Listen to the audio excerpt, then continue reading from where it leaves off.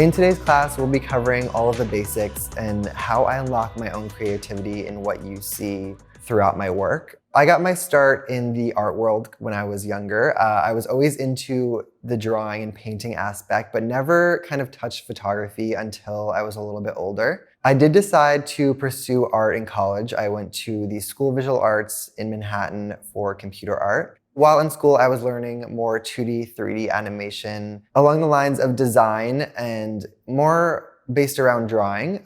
So when I did decide to kind of pick up photography, it felt more like a hobby instead of something I had to turn in for class. As I was starting out as a freelance photographer, Instagram definitely helped with getting connections and sharing my work to a larger audience, but also growing my work because it was something I was really consistent with, getting feedback from people that followed, and then also connecting with people that I met through the internet. While having a background in computer art, I feel like today especially, you can see it throughout my work. I like to view an image as kind of a painting and starting from scratch, really diving into those editing techniques and kind of pulling everything we can out of just one single image. A lot of the principles we'll be covering in today's class you can apply whether you have a DSLR camera or just your iPhone. So we'll be starting off with preparing for a shoot and what gear I like to bring along with me.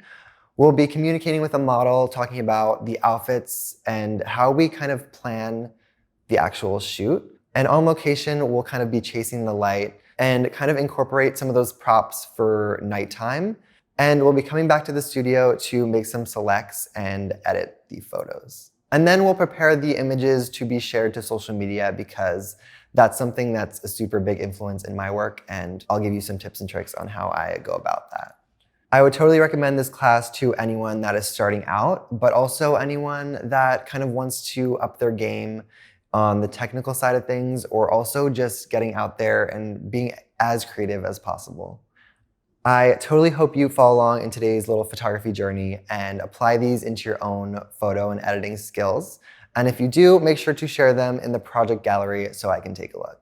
I'm super excited that you decided to join along with me today. So in the next lesson, we'll be covering how I prepare for a shoot and go over the exact equipment I like to bring.